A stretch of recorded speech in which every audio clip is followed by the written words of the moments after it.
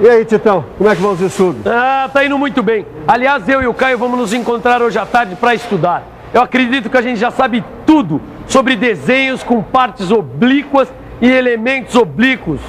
Tudo? Tem certeza? Nós estamos estudando de verdade, não é mesmo? Mas sempre aparece uma coisa nova que a gente pode aprender.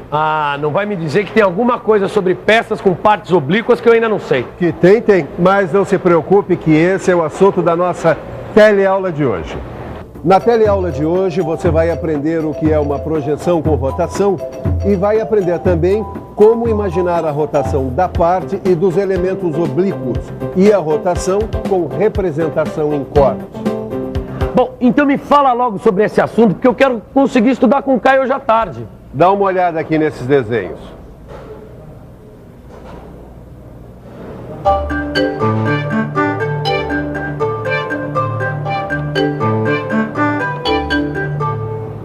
Bom, o que eu notei que são peças com superfícies oblíquas. Exatamente. Mas essas peças têm uma característica que permite um tipo especial de projeção ortográfica. Veja se você e o Caio descobrem, tá? Mas eu vou dar uma dica. Projeção com rotação. Projeção com rotação?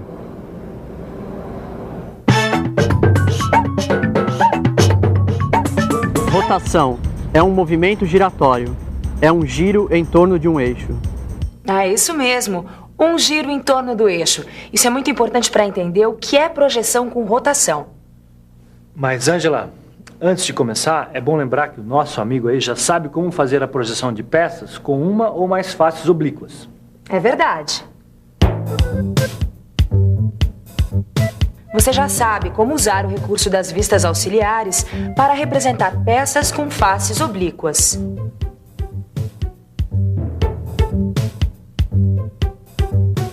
A projeção com rotação é um outro tipo especial de projeção ortográfica. É uma convenção para representar superfícies oblíquas em relação aos planos de projeção, como esse modelo aqui. Se ele fosse representado numa projeção ortográfica normal, aconteceria a distorção e o encurtamento numa das vistas. Miguel, não seria melhor mostrar como ficaria? É pra já. Esta é a peça em perspectiva, um tipo de braço de comando que apresenta uma parte oblíqua. Observe agora a projeção ortográfica da peça em dois planos de projeção. Note que na vista superior, a parte oblíqua aparece encurtada e o diâmetro da parte cilíndrica e o furo aparecem deformados. Mas para enxergar melhor essas deformações, veja a projeção ortográfica nos planos rebatidos. Observe que o segmento AB, que determina a distância entre dois furos da peça, é maior na vista frontal do que na vista superior. Isso ocorre porque na vista frontal, a parte oblíqua aparece representada em verdadeira grandeza. Na vista superior, a parte oblíqua aparece encurtada. O mesmo ocorre com o segmento CD, o diâmetro da parte cilíndrica, que na vista frontal é representado em verdadeira grandeza e na vista superior aparece menor que o seu tamanho real. Para que os segmentos AB e CD sejam representados em verdadeira grandeza também na vista superior, é necessário imaginar a rotação da parte oblíqua. Você quer ver? Veja novamente a peça com as projeções frontal e superior. E agora, imagine a rotação da parte oblíqua da peça. A rotação é imaginada de modo que a parte oblíqua fique sobre o eixo principal da peça e paralela ao plano de projeção, que nesse exemplo é o horizontal. Veja agora a parte oblíqua em rotação representada na vista superior. O que aconteceu? Após a rotação, a parte oblíqua passou a ser representada em verdadeira grandeza também na vista superior. Olha a linha de centro que atravessa a parte oblíqua na vista frontal. Esta linha de centro facilita a rotação da parte oblíqua. Ô Tito, Oi. é interessante essa história de projeção com o uso da rotação, né? Também é um bom modo de representar peças com superfícies oblíquas. Exatamente. É que nem aquela história do ovo de Colombo. Quando a gente descobre o segredo, fica muito mais fácil. Mas será que qualquer peça com superfície oblíqua pode ser representada numa projeção com rotação? Olha, aqui, ó, tá dizendo que não. Dá uma olhada, ó. Apenas as peças com partes oblíquas associadas a um eixo de rotação é que podem ser representadas com rotação de parte da peça. Claro, a face oblíqua tem que estar associada ao eixo de rotação. Agora acho que eu entendi. Ah, entendeu mesmo? Então dê uma olhada nesses dois desenhos aqui e me diga qual das duas peças pode ser representada em projeção com rotação. Vamos pensar um pouco? Qual dessas duas peças, a A ou a B, deve ser representada em projeção com rotação? Deixa eu ver. Bom, as duas peças têm superfícies oblíquas. Acho que as duas poderiam ser representadas em projeção com rotação. Não, espera um pouco. Pensando bem, agora eu estou notando que a peça A, embora tenha uma face oblíqua, esta face não está associada a um eixo de rotação. Então, para representar, é mais indicado recorrer a uma vista auxiliar. Agora a peça B... A peça B tem uma parte oblíqua que pode sofrer um giro até ficar paralela ao plano de projeção. Dá até para imaginar como ficaria a vista ortográfica. É isso mesmo. Na projeção ortográfica, seriam representadas a vista frontal e a vista superior. A vista onde se imaginou a rotação da parte oblíqua é a vista frontal. E a vista onde a parte oblíqua aparece representada com rotação é a vista superior. Você reparou que agora, tanto na vista frontal quanto na vista superior, a parte oblíqua aparece representada em verdadeira grandeza? Então a resposta é B. A peça que deve ser representada em projeção com rotação é B. Você lembra da omissão de corte? Naquela teleaula que falava sobre omissão de corte, você ficou sabendo que alguns elementos da peça, como nervuras, orelhas, braços e dentes de engrenagens, devem ser representados sem achuras quando esses elementos são atingidos por um corte longitudinal. Agora, quando esses elementos aparecem numa peça em quantidade ímpar ou em disposição assimétrica, convencionou-se representá-los por rotação. Sabe por quê? Dá uma olhada neste desenho. Me pediram para fazer essa peça aqui. É uma peça com 3 nervuras que estão indicadas aqui como A, B e C. Tá vendo? Você notou que as nervuras A e C estão oblíquas em relação a um plano imaginário que segue a direção da nervura B? Agora, olha só a projeção ortográfica que me mandaram fazer da peça. Na verdade, essas projeções não estão erradas. Trata-se de uma projeção ortográfica normal. Então, o que é que acontece? A interpretação das posições das nervuras na vista superior não oferece qualquer dificuldade. Mas repare que a interpretação da nervura C fica prejudicada na vista frontal. Nesta vista, a nervura C aparece representada com deformação. Olha aqui. Além disso, a projeção da nervura A coincide com a projeção da nervura C na vista frontal. E o que se poderia fazer para facilitar a interpretação do desenho e representar a nervura C em sua verdadeira grandeza? Eu acho que você já sabe a resposta. Imaginando-se que a nervura C sofre uma rotação. Desse modo. Imagine que a nervura C vai sofrer uma rotação neste sentido. Ela vai ficar na mesma direção da nervura B. Veja o que acontece quando se imagina que a nervura C sofre uma rotação. Com a rotação da nervura C, sua representação fica em verdadeira grandeza na vista frontal. Agora sim, dá só uma olhada aqui.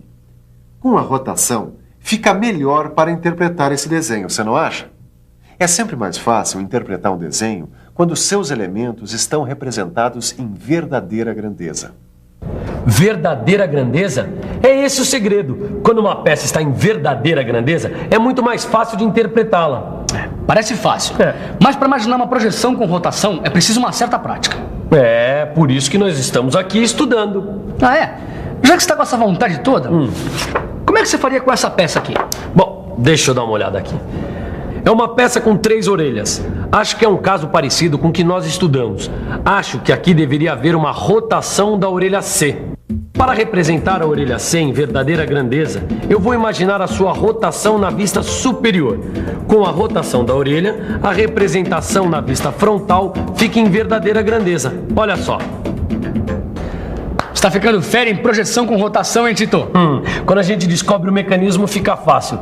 Quando uma peça tem partes oblíquas associadas a um eixo de rotação, ou quando elementos aparecem numa peça em quantidade ímpar ou em disposição assimétrica, aí fica muito mais fácil para imaginar a projeção com rotação. Mas e numa representação com corte? Como assim? Como é que você imagina uma rotação em representação com corte? Ih, meu amigo, agora você me pegou, cara. A rotação em representação com corte, na verdade, segue os mesmos princípios do que você viu até agora. Mas é sempre bom ver alguns desenhos para entender melhor, né?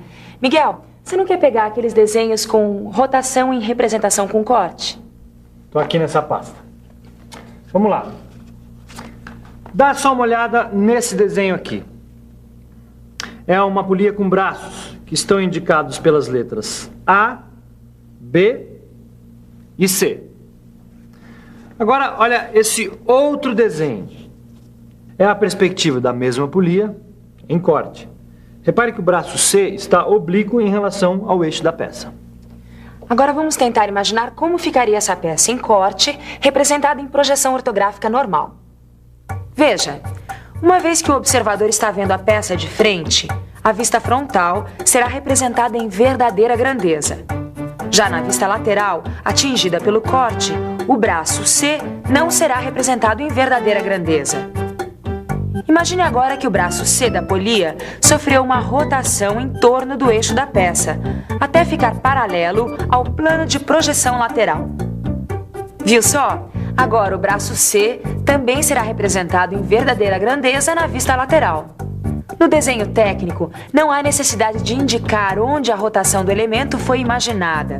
Assim, no caso desta peça, a vista frontal e a vista lateral esquerda são representadas deste modo. Angela, você não acha que para fixar mesmo esse assunto de projeção com rotação é melhor a gente mostrar um outro exemplo? Você sabe que meu lema é mostrar em vez de contar. Então vamos lá. Eu tenho aqui uma peça com dois tipos de elementos em número ímpar: nervuras e furos. Nervuras e furos, mostra então. Olha, aqui a perspectiva da peça. E agora a perspectiva da mesma peça em corte. Preste atenção agora na projeção ortográfica normal da peça em corte. O mesmo problema de sempre. A nervura C foi representada deformada na vista frontal e o furo D não foi representado também na vista frontal. E agora veja a projeção com rotação. Aqui se imaginou ao mesmo tempo a rotação dos dois elementos, a nervura C e o furo D. Com esta rotação, os dois elementos passaram a ser representados em verdadeira grandeza na vista frontal. Você notou que o raciocínio é sempre o mesmo: fazer a rotação da parte oblíqua ou do elemento oblíquo associado a um eixo, de forma a mostrá-lo em verdadeira grandeza. E aí, tem mais algum tipo de projeção para a gente mostrar? Bom, mostrar é bom, mas por hoje chega de projeção, né? Tá na hora de uma boa revisão. E atenção, se liga aí que é hora da revisão. Na teleaula de hoje, você aprendeu que certas peças que têm superfícies oblíquas em relação aos planos de projeção, por convenção são representadas por meio de um tipo especial de projeção ortográfica, a projeção com rotação. Viu que esse tipo de projeção só pode ser representado em peças com partes oblíquas associadas a um eixo de rotação. Viu também como imaginar a rotação de elementos oblíquos quando eles aparecem numa peça em quantidade ímpar ou em disposição assimétrica. Finalmente, viu como imaginar a rotação em representação com corte. O Caio e o Tito aprenderam realmente como imaginar uma projeção com rotação. Eles estão estudando muito, com afinco, com determinação. Bem, é assim mesmo quando a gente se interessa por um assunto, a gente aprende mais depressa. Eu acho que você devia fazer a mesma coisa, pegar o seu livro, estudar bastante, fazer todos os exercícios que estão lá. Projete para você mesmo um belo futuro.